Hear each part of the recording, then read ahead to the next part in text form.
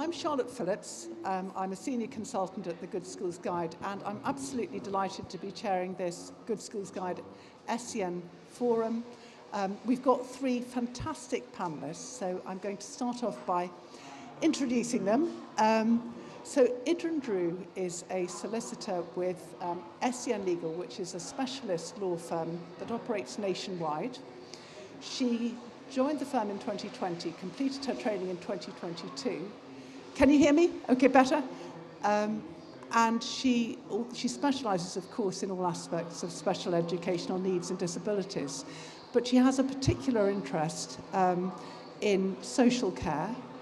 Before she joined SEN Legal, she had substantial experience volunteering with Quorum and developing her interest in the whole area of education and family law. She is particularly expert at all aspects of the education, health and care plan, from beginning to the bitter end, and arising from that, the whole appeals process, which can be extremely challenging, helping families to navigate that process and ideally be successful at the end.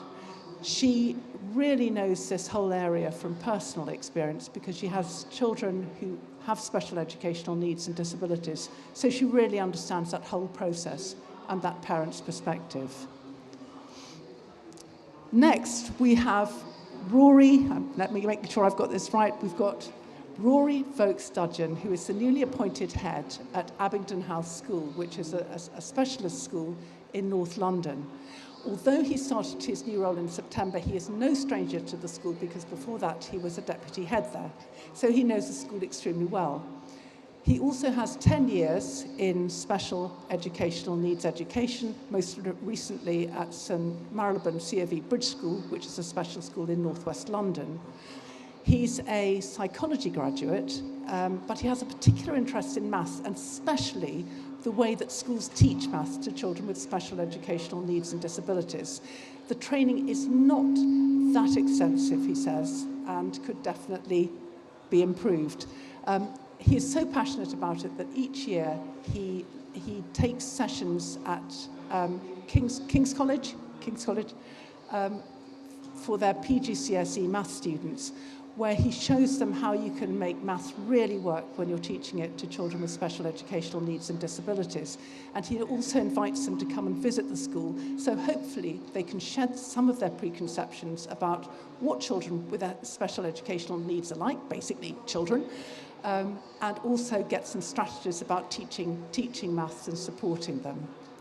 So Abingdon House is one of the schools that is reviewed by the Good Schools Guide. We describe Abingdon House as a small and calm environment which is happy, warm and supportive, with experienced and SEN qualified teachers allowing pupils to learn well, with mental health and emotional well-being a priority. The school helps to unlock barriers to pupils' achievement as well as providing much-needed hope for families. And I think hope is probably a theme that's going to come up during our panel discussion, and it's something that families definitely need. Last but very much not least, we have Mary Pegler, who is also one of my colleagues at the Good Schools Guide. Mary has absolutely masses of experience. She heads our team of SEN reviewers for the many schools that we include in the Good Schools Guide. She is also an education consultant. She's also a qualified speech and language therapist, and all this combined means that she goes into numerous schools, state, independent, special, mainstream, and really has seen the whole process, and as a parent herself has also helped her own children through that whole process of trying to work out what the best school is for the individual. And she finds the job, I know, endlessly satisfying, if challenging. And I think the same could be said for our other two panelists as well. I'm now going to ask each of our panelists the question, which I think they're probably grimacing at slightly, which is what they find most challenging, either in their individual roles or looking at special educational needs and disabilities as a whole. It is quite a big area, but I'm sure they'll have masses to say, so I was going to ask Idren perhaps to start off with that. Thank you. Thank you very much. Where do I start? Certainly in my role, where we support parents exclusively, there is a lot of work to do. This is because the whole area is not very well funded by the local authority. And so, as a consequence, there are very many children out there, unfortunately, who are not adequately supported. And I think sometimes when I get a new case across the desk, my breath is literally taken away by how long this family has been struggling. I don't know how aware you are of the tribunal process for families that are seeking additional support and trying to get an education, health and care plan. When they get turned down, they have a right of appeal to the SEND tribunal. And year on year, we have seen the numbers of appeals go up and up and up. So I guess that's part of the answer in terms of in being so challenging. And this is not... So we've seen appeals lengthen in their duration from originally 12 to 14 weeks to almost a year now before they get a final resolution. And almost, the one massive good news nugget, I suppose, is that for families who do appeal, there's an incredibly high success rate. So you're looking at about, nudging 90% success rate for parents. So that sort of all makes my job worthwhile. I am very passionate about it. The change that we bring to families is usually transformational. It does change lives. And that's why I feel that I found my calling, if you like. Thank you very much indeed. Rory, the same question to you, please. Yeah, I mean, challenges and frustrations, you only have to look at educational Twitter to see how many challenges there are within the education sector right now, but I think especially so in special needs education. For me, it's about the external people putting barriers in the way of our students accessing the provision that they need. Our children have challenges that they need to face day in, day out, and it's not fair that there's external pressures being put on them being able to access the curriculum. Now, these come in many ways. Idren's already spoken about the funding cuts and the implications from local authorities and the government, but there's also the stereotypes and the stigma that we're working against as well. Special needs education, it's a very old-fashioned opinion that it's a limitation to students' prospects. That's not the case at all. What we do at Abingdon House School and across the Cavendish Group is look to reduce barriers to learning. Actually, choosing specialist provision can improve prospects in the future. If you reduce the barriers to learning, that means that they're able to access the curriculum, improve their progress, and potentially return to mainstream in the future. Specialist education can be a choice that is a short-term choice, or it can be a choice that will continue throughout and will also lead to the same outcomes that you can get in mainstream education. There are plenty of special needs schools that offer a breadth of GCSEs and will offer that holistic support that mean that you can really reduce any barriers and work on all those different areas of a child's life that they need to work on in order to be successful adults. I think what we need to be doing is focusing on the individual. The opportunity we have in specialist education is to give individualised targets, individualised education, which means they make the progress that they need to make. And I think we need to be open and honest with each other and accepting that some of our students need a little bit more help, and that doesn't limit their prospects in the future. Thank you very much indeed. I think one of the other points that Rory made is that it can be quite unnerving, and I'm speaking as a parent of two children who have had additional needs, and it can be quite disconcerting to discover that your child is on a slightly different path, and quite frightening. but one of the points that Rory was making was really that it's all about finding, you're not labelling a child for life. All you're trying to do is to find them the school that is the right school for that child where they are now. It doesn't say anything about that future. It doesn't say anything about what they may become. And I think it's important to consider education in that way. So, Mary. Yes, thank you. Well, the biggest challenge, I think, apart from the funding, but everyone can moan about funding, is perception of what inclusion is. So it's an idea that's been around a long time, actually, since the 70s, that children with special needs have the right to an education as much as children without special needs. But sometimes that is interpreted as children with special needs can just be put in a mainstream school without any support. And that isn't really a choice at all for the parents. Well, what I want to see is more schools adapting what they offer, adapting the curriculum, training up the staff, maybe having different types of courses, BTECs or more practical courses that would suit the children with special needs. And slowly, we're seeing that. We're seeing more of these, they used to be called units, they're now called additional resource bases, springing up in schools. So where a mainstream school will have a sort of specialist class or two classes where they recognise the children need extra support. But these children can access both the mainstream and the specialist support. And to me, that's an ideal situation. But obviously, we still need special schools for people who perhaps have more complex needs, and there simply aren't enough spaces in those schools. So what I would like to see is a greater responsibility amongst mainstream schools in supporting special needs within their mainstream classes. Thank you very much indeed, Mary. One of the main topic for this was looking at what type of school is right for my child. Should I be thinking about a specialist or special school or a mainstream school with strong SEN support? Mary has actually touched on that, and I wondered if it's something that we could perhaps expand and just get some initial thoughts, which I think may prompt further questions from the audience. So could I ask that same question of Rory, which is if you could perhaps just shed a few insights on the sort of things you should perhaps be thinking about when you're trying to work out which sort of environment might be a best fit for your child?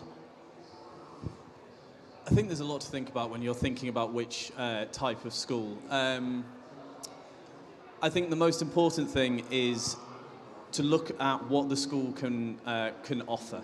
And it's often, if you're thinking about specialist education, it's about that therapeutic support. It's about that extra way of learning that your child may need.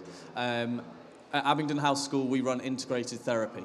That means that our therapists work with the teachers and with the TAs to be able to support the students with strategies to be able to access the curriculum throughout their day. We talk about every single interaction being a learning opportunity, whether it's in the hallway, whether it's at break time, or obviously within the classroom. The students need to learn strategies to access the curriculum so that they can make progress. From a special needs, in a specialist setting, all of those interactions are opportunities for them to practice those strategies. We talk a lot about overlearning, being able to practice things so that it can become transferable to the outside world.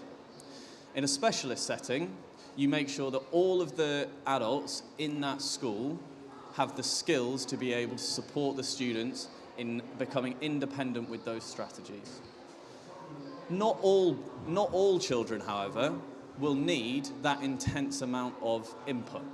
Some will be able to access mainstream education and have their therapeutic support or strategies given to them through an extraction method where they're going and doing one-to-one sessions with a therapist and then practicing those within a school setting.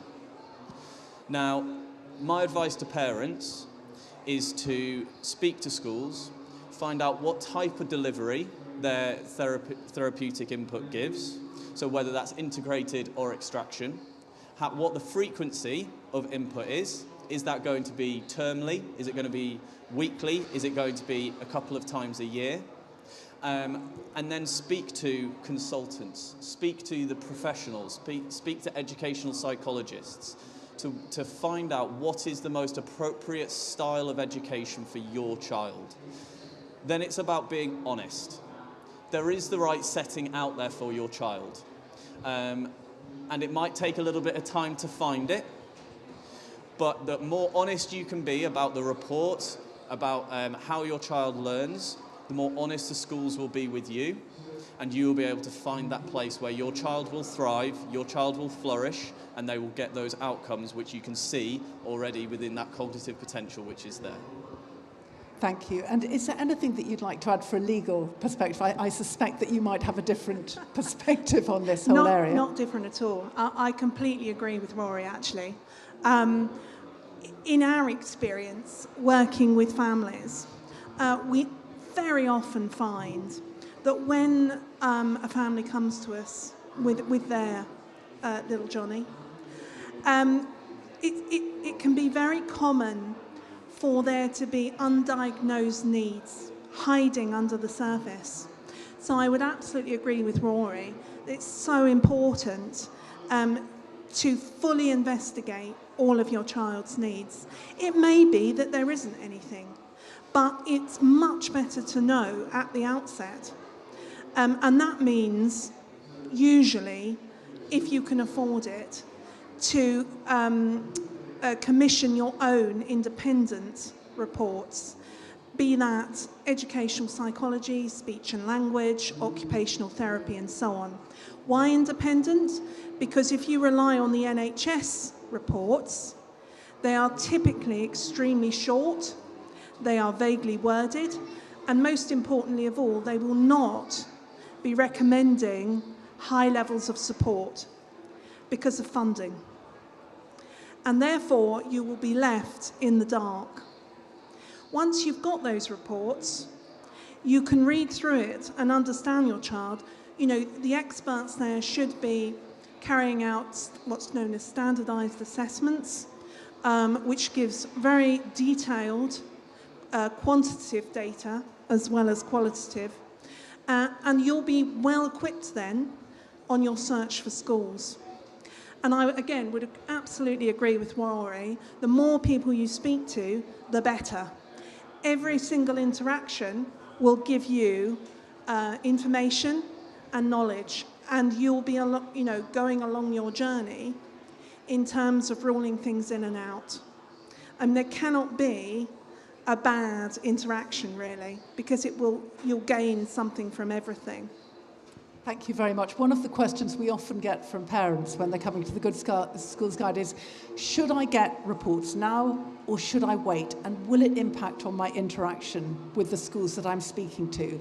And will that interaction damage their chances? Also, I'm worried that I'm going to be labelling my child by seeking reports. And I wondered again if that was something that our panellists might comment on, because it's something we hear quite often. Mary, do you have any thoughts on that?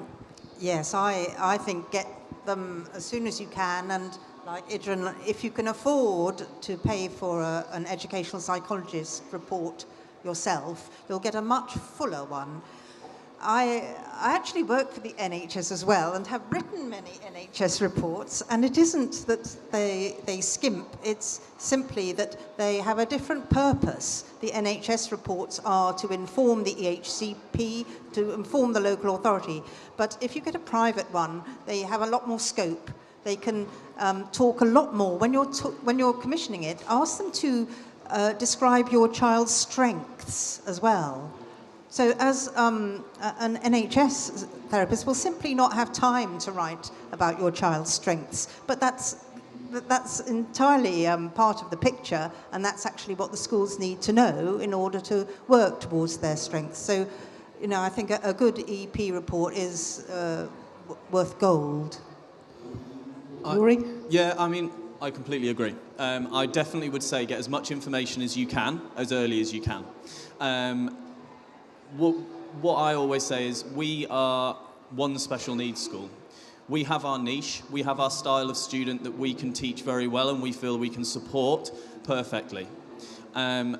However, there are plenty of other special needs schools within our group. We're part of the Cavendish group, but within the country as well, that do varying different things. I've got a colleague here from Burlington House School. Now, we are within 3 miles of each other, both specialist provisions, and we work very closely together in terms of if we get an admission sent to us, we'll say that isn't appropriate for our setting. We can't be everything to everybody, so we might pass them over to Burlington and vice versa.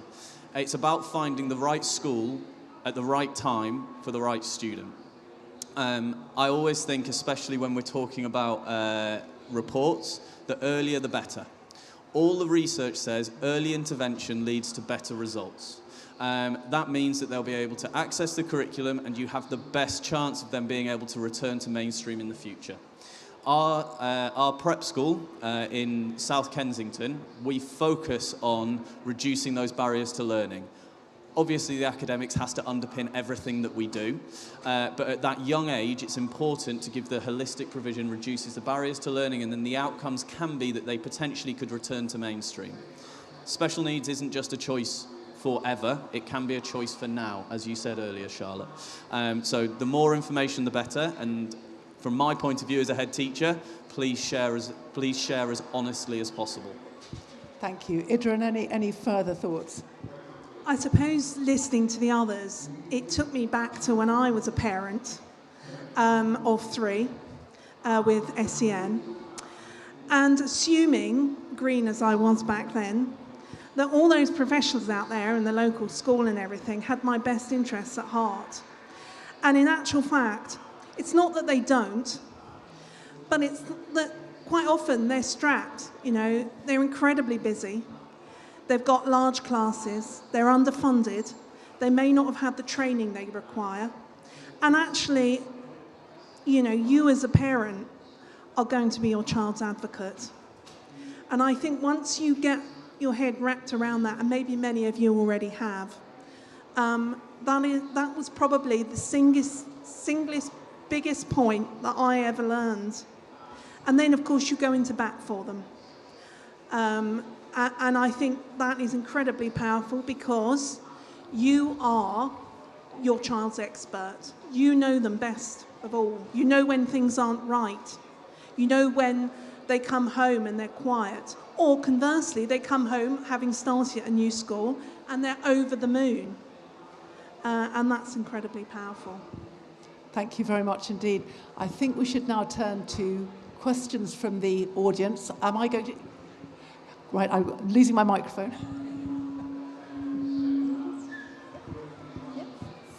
So for some schools, I feel like there's too much for me to pick, because they all sometimes are just so nice, and I feel like I just want to go to them. Okay, thank you very much indeed. So that's really about how do you find the school that how do you work out which school you might be happy at? Yes? What should you look for? Have I got that right? Yes. Okay, right. No, not Mary. Yeah. Mary, how would you help this young man? What would you suggest that he looks for? Well, obviously look at the Good Schools Guide because we cover a huge number of schools in great detail. We don't review all 30,000 schools in the country, but we review 1,500 of them. 1,500 of them, including a lot of special schools, and we have special needs information on most schools. So that would be a good starting point. But I would also add, go and visit schools. There's nothing like visiting, asking questions, both of the teachers and of the children. Children tend not to lie when you go round, and they will give you a nice, honest account of, I was just discussing it. They will say, oh, we've had 3 maths teachers this term, which is exactly what you need to know, that kind of thing. So go to those open days, particularly when the children are around, and talk to them. Try and collar the Senko and talk about your child in confidence. Rory. think it's a really great question. I think it's really important from both points of view. We've spoken a lot today about you sharing information about the child, but also it's important that the parents and the child learn about the school. Our admissions process includes 2 trial days, and I think that's one of the most important parts for us, not only to learn about the child, but for the child to learn about us. It's important that we get the feedback that is appropriate. They feel comfortable in our setting. They start to get to know our systems, our structures, our routines. And will they feel comfortable? We very much say it's a partnership. It's a team around the child. We've got to put the child at the centre and make sure that everybody is comfortable. So absolutely, I agree. Call up the schools at the initial stage, ask all the questions that you have, go and have a tour as parents and take the child if they will allow it. We'll always recommend that you bring your child with you. And then if it's open and you've shared all the reports, then the child will be able to go and have a trial day. And children's opinions matter as well. They've got to want to turn up to school in the morning. Very sensible. Idren, any? No, that's does that help? Is that helpful? Yes, good. Okay, could we have another question? Hello, thank you. This is just for a question for the new head for Abingdon. We know that you've been very, very busy post-COVID. Do you still have a long waiting list, or do you have spaces? Can we start again sending our parents to you, or? So year on year it changes. We've just opened our prep school, so we're expecting there to be places within our prep school next year, definitely. Our senior school is quite busy, but what we always say is get in touch with our admissions team. They'll be honest with you about the amount of spaces that we have, and start that process early, because even if it's a waiting list place, it's important to make sure that we're able to see the reports, review the placement. We'll potentially do a trial so that we can offer a place in the future if that's something that's worthwhile. So prep school is between 7 and 13, and our senior school is between 11 and 19. I just wonder if that, just to expand on that a little bit, one of the things we do find is that identifying the right school, we do have families who come to us and say, okay, so I need a school September next year, 2024. We're talking to schools, and this is specialists and special schools that have already closed their admissions for 2025 and are starting to work on 2026. So I think it's important just to recognise that the timescales, and correct me if I'm wrong, can really be pretty astonishing. There are often no quick fixes. There can be a bit of a wait. So, and then you have all the funding on top. Idren. Yeah, in phase transfer years, where a child is transferring from one phase of education to another, for example, primary to secondary, if the child has an EHC plan, there are very specific timeframes. And that is that the local authority in charge of that plan must determine future placement by the 15th of February of that academic year. So, for example, in year 6. And that means that they have to hold a review of that plan in advance of that date, allowing at least 12 weeks before the 15th of February to complete the process. There are some schools that I work with for whom they are already booked up into 2025. And other schools, it depends school by school, will require a local authority consultation, whether or not the child has a plan, before they will even consider that child's papers. Sometimes, particularly if it's an independent school, the local authority might be very reluctant to send that consultation, surprise, surprise, because they don't want to be in a position where they might have to spend a lot more money. But you do have a right as parents to request the consultation, and so it's a good idea to start early and push to get it out. Thank you very much indeed. Right, sorry, our next question, please. Hello, good afternoon. I find that as parents, it's a bit difficult to understand how SEN children are welcome into the independent mainstream school. So I'd like to know if you have an opinion on the level of SEN support that is provided between independent mainstream and state schools, and how we as parents can read between the lines or understand to see if it's worth investing in that. We absolutely, fond enough, I think that's something that we might all have quite robust opinions on. Shall I start with Mary for this one? So the reality, I think it can come down to a question of what you get the impression that mainstream independent schools can provide and what they actually do provide. And there can quite often be a really enormous gap between the two. Mary? So we're asked this question virtually every week. And I think, first of all, you have to say it is horses for courses. So you have to find the right school for your child. So you do have to listen to what the school is providing, but also look at what the school is doing. So if it's a very high-achieving independent school that is fixated on getting people into Oxbridge or A-level results, they're going to have less tolerance and time for nurturing special needs. But obviously there are levels of independent school, and some independent schools have created very good special needs departments. They have skilled their staff, they have adapted their courses, and it's very difficult to find out which schools these are. We find it as well, but we go visiting and we go asking those questions. So it's a good place to start would be to ask us. But that's the type of school you're looking for. You're looking for a school that has made a big effort in their special needs provision, that aren't simply focused on exam results. But as I said, it really depends on your child's profile, on where you live, and what kind of things you're looking for. Are you looking for A-levels, or are you just looking up to age 16? And then in many cases, a state school will provide very good resources as well. So those schools I was talking about earlier that have particular sections for children who need more support, additional resource spaces, are an excellent resource. And in fact, more and more of them are springing up, though there still aren't enough places in them. And it may be that in your area or for your child or for what you're looking for, a state school can provide something better.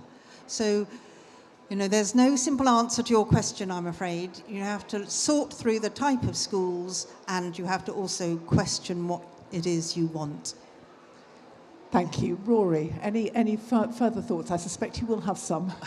I do, and be wary because everyone says that they're inclusive, and that isn't necessarily the case. So I think what has just been said about looking at what the qualification offer is a really good signal. If they have a range of GCSEs as well as other alternative options, means that they are looking at the accessibility of qualifications and trying to get the most for the students. I think it comes back to what Idhren was saying about your child's advocate and knowing exactly the needs that your child has. So if they struggle with sensory regulation and they just need a movement break in a lesson, but actually they have the cognitive ability to be in that classroom, asking the question to the SENCO or asking the question to whoever it is that you're the admissions person, what would you do if, is a great opportunity. How do you adapt the teaching and learning for a student who has dyslexia? Have they got accessibility features on computers which makes the curriculum more accessible and means that reading isn't a barrier to them accessing humanities, science, etc., etc. In terms of the state school education, I agree. There are some fantastic state schools out there that have fantastic units, classes, offers. It's about finding them. If your child has an educational healthcare plan, the government is duty-bound to provide the level of education that your child needs, and sometimes you do have to push, as Idhren said, which is unfortunate because, again, due to funding, they don't want to provide it. But I think putting plans in place, not worrying about that label, means you're more likely to be able to get the provision that your child needs. Thank you very much indeed. And Idren, I wonder if you've seen some of the fallout where perhaps the school placements haven't worked as they might do or not. Yeah, I mean, that can be for a number of reasons. Perhaps the child has undiagnosed needs, which I've already mentioned. I think it is very much, as Rory says, horses for courses. The school must must match the child. It can also be due to under-resource. And schools, in our experience, we often hear a school saying to us, well, the local authority said, and as a consequence, they haven't sought funding where perhaps funding was available. And of course, there are different levels of funding too. So there's the so-called nominal budget. I don't know if anyone's heard of that. Supposedly £6,000 extra per child. But it's been £6,000 for years and years and years. And by the way, it's not ring-fenced either. So it's included with things like free school meals. Consequently, there's actually not much cash there. And when we submit freedom of information requests periodically, quite often the school will come back and say, well, actually, we only get 1,500. So an obvious problem. That doesn't mean that it can't be fixed. So I think the first thing is obviously to speak to the school, to ask things like, well, what training have you been able to do? Rory's point about, what would you do for this? What would you do for that? And I think bottom line is just, visit, talk, and get to the bottom of things, really. Thank you. Like 2 or 3 quick questions. I've got 3 people already lined up for quick questions. Okay, sorry, quick. Right, we've got some more quick questions. Let's see how many we can cover off. Okay, thank you. Hi. So we've got a son in autism specialist school, so we've gone through a lot of this process, and we're interested in the next stage. When he's 11 years old, and how old is he now? 6 years old. Okay. And so you said there could be 2026 is already booked up. So we're also looking at moving. So we're talking about actually changing local authorities. So I wonder if you could discuss how this impacts or how it should impact our thinking. And then specifically the question I had originally was going to be, you talked about go and visit the schools. What questions should we really be asking? And the reason why I'm asking that is really more about, you think you know what you know, but it's really what you don't know that you don't know that really uncovers the truth. Right. Can I ask Idren to tackle the question of moving local authorities with an EHCP that's already in place, and then perhaps everybody come up with a quick suggestion for questions. Right, Idren. Move first. In short, I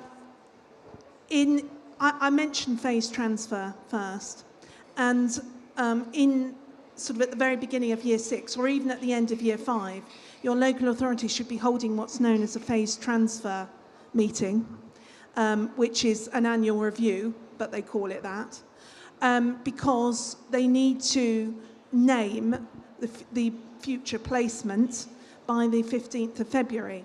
And they have to complete the annual review process, including the phase transfer, within 12 weeks as well. So there's those 2 requirements together. If at the end of it, the local authority does not name the school that you want, and obviously you'll be starting to research early so that you know, you would then be faced with a potential appeal to the SEND tribunal. What you absolutely don't want to do is start the appeal and then change local authorities, because it would reset the clock to the beginning of the appeal. Appeals are currently lasting 11 to 12 months at the moment. So the earlier you can get your phase transfer meeting, the better. because you need to get to the end of the 12 weeks where they name the placement so that you know whether you've got the placement you want or not. And if you get there as early as possible with the local authority that you're going to be in for the long term, you're then well placed if you do have to appeal. Does that answer your question? Thank you. Right, now questions to ask when you get into that school. Rory, I think you'd be an ideal person to go next. I'll try and be quick. I'll arm you. Just ask my advice would be ask about outcomes, because what you're looking for is that they are individualised and dependent on the student. So it may be that they're able to make accelerated progress and then they'll move on from them. But you also want to look for holistic outcomes. So you want them to be talking about independence. You want them to be talking about communication, friendships, all of these other skills that your child will need to be developing in, as well as the academics. So you're just thinking about that answer and what a good answer will be. Thank you. Mary, question? I would say, couch it in these terms. Say, have you had a child like mine with dyslexia or with autism, whatever it is, and what did you do for that child? Because they'll be much more specific and detailed, telling you what they have done. We did small groups, or we did a breakout room, or whatever, than if you use the hypothetical. What would you do for my child? Thank you very much. Right, we have another question, I think. 2 more questions. Hi, so I have a daughter who has ADHD, but with medication she's actually doing really well academically and is in a prep school, is going to do the 11+. Should we, as part of the application process, when we're aiming for a relatively competitive school, actually mention her neurodiversity, considering it could be kind of used against the academic outcomes in the exam, or how would you approach it in that way? Right, Mary, please. Yes, do we you mention definitely have to mention it, because you want their support, and it may turn into a crisis moment. You want them to be able to deal with your child. You have to mention it. And they can't hold it against you, because that is discrimination. Sorry, microphone. Sorry. When do you mention it, as part of the application process? Yes. Okay. You will also find that the schools, if they're independent schools, will insist on seeing the reports as part of their admissions policy. If you don't disclose the reports, they can, in theory, withdraw the offer of a place. So it's important to be aware of that. One more question, I think. Oh, hi. So I have 2 children, both with diagnoses of ASD, but one has very obviously qualifies for an EHCP. He's at a special school, and my other son does not. I never applied because I didn't feel that he met the criteria, knowing how difficult it was to even get a plan, for my first son. And he's been in a mainstream independent school, and the behaviours or the presentation has improved massively and made huge changes, but his school didn't really support him enough, I feel. So he's sort of like a child who's maybe slightly fallen through the cracks slightly, and his old educational psychologist reports really don't match where he's at and how he is able now today. And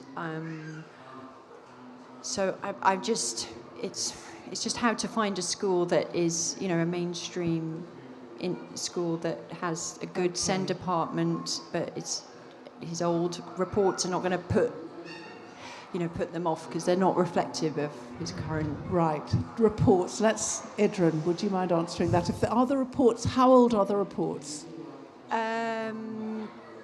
2020 was the last one, so 3 or 4 years old. Idren, any thoughts? I mean, the short answer is to get them redone, which obviously has cost implications. Yes. But, without that knowledge from someone who knows, it's difficult to argue against the report, isn't it? Yeah. It just has such different presentation. I mean, some schools, perhaps Rory can talk to this, some schools, you're looking for mainstream, but certainly in specialist, they will carry out their own assessments, won't they? Let's get Rory's perspective. Yeah, I mean, I would say redo the reports. There will be some specialist school which will carry out their own assessments. They'll get their own professionals, and you'll get whether it's a cognitive assessment or it might be a therapeutic assessment as well. But in a mainstream school, that's quite unlikely. I would recommend going through the EHCP process. All that does is map out a provision for a mainstream school as well. It says if your second son doesn't have an EHCP yet, get the report and go through that process so that the mainstream school that you're looking to transfer your child to knows the supports that need to be put in place to make sure that they thrive. Okay. But knowing how strapped for cash they are, I mean, I've seen children not get EHCPs who really should do. So it's like, why even? I don't believe that he would meet the criteria. You know, that's what I'm worried about. Funding should not be the issue in stopping your child getting an EHCP ever, and you can fight it on that basis. I think I'm right in saying. Are we out of time now? We are out of time. Please do come down to the Good Schools Guide stand. We are immediately below, and we would love to talk to you if you have got more questions. I suspect we've only got through a fraction. Thank you so much for coming, and thank you very much indeed to the panel who have been wonderful. Thank you.